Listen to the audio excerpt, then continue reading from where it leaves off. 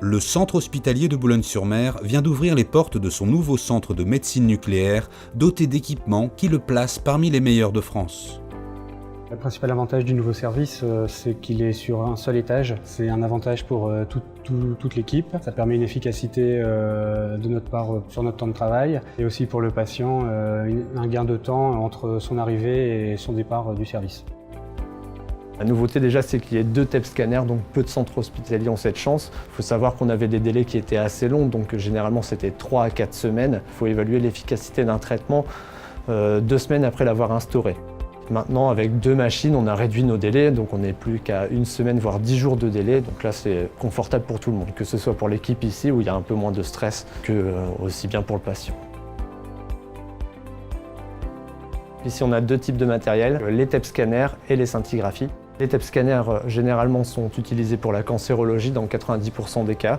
Dans les 10% restants, on fait énormément d'infectiologie et un petit peu de neurologie, où on explore généralement donc, la maladie d'Alzheimer et les syndromes parkinsoniens. Pour ce qui est de la scintigraphie, donc, on a également 2 machines. Les 2 sont coupées au scanner. Les explorations généralement réalisées sont des scintigraphies osseuses, cardiaques et des explorations un peu plus rares qu'on réalise généralement dans les centres universitaires mais qu'on peut réaliser ici, notamment donc les oxtréoscans, les lymphoscintigraphies.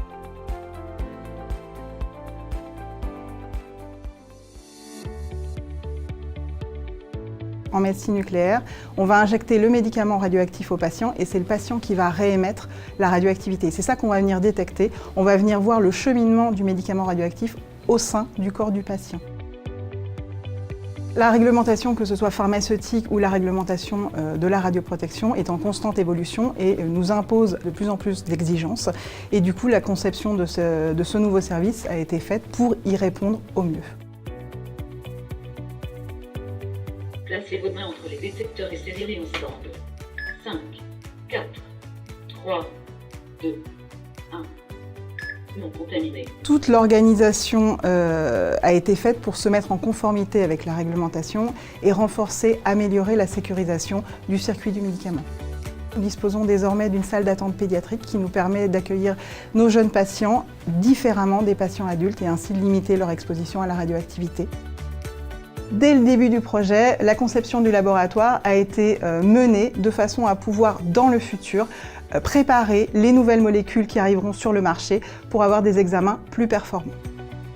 On a fait l'acquisition de plusieurs SAS, passe-plats, qui permettent en fait de communiquer entre le laboratoire de préparation des médicaments radiopharmaceutiques et les zones d'injection. Lorsqu'on va préparer le médicament, on va le mettre dans une valisette et on va directement le placer dans le passe-plat. Et la personne qui va réaliser l'injection va récupérer la valisette et va injecter donc son médicament.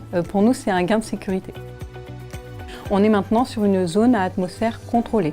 Donc en fait, c'est une zone qui va permettre de maîtriser l'environnement et la contamination de cet environnement. Du fait essentiellement du nombre, de l'incidence des cancers qui augmente. Et donc nécessairement, il fallait envisager, pour diminuer le délai d'accès à ces examens toujours plus nécessaires, avoir sans doute accès à une 2e machine dans l'établissement. Le TEP est un examen important pour nous, il fait partie des recommandations et c'est un examen qui est plus performant que les examens dont on avait accès auparavant, notamment la scintigraphie, et sur lequel on doit s'appuyer aujourd'hui dans des indications bien précises en onco-urologie. Nous avons déjà l'habitude de travailler avec le service de médecine nucléaire depuis de nombreuses années, mais l'arrivée d'un nouveau TEP scan va nous permettre de raccourcir les délais de prise en charge pour nos patients, d'améliorer la qualité des images, notamment au niveau des images de fusion, et donc de pouvoir, on l'espère, traiter encore mieux nos patients. En oncologie médicale, le TEP reste dans quelques pathologies, par exemple le cancer du sein, un examen indispensable dans le cadre de bilan d'extension. C'est-à-dire, lors de la découverte de la maladie cancéreuse, on fait un bilan pour déterminer le stade de la maladie. Très souvent également, il y a une indication fréquente, c'est le problème du petit nodule pulmonaire isolé, découvert sur une radio ou un scanner. Le TEP scan nous permet, s'il n'y a pas de fixation au niveau des images, de temporiser, de surveiller le nodule et de ne pas intervenir immédiatement. On envisage aussi de faire le TEP dans le cadre de centrage avant la radiothérapie pour le cancer ORL. Pour moi, ça c'est une avancée aussi. Ce nouveau centre de médecine nucléaire, demain sans doute, nous permettra même d'améliorer nos techniques de dépistage de lésions cancéreuses, puisque l'IRM est un examen plus précis que le scanner sur certains organes.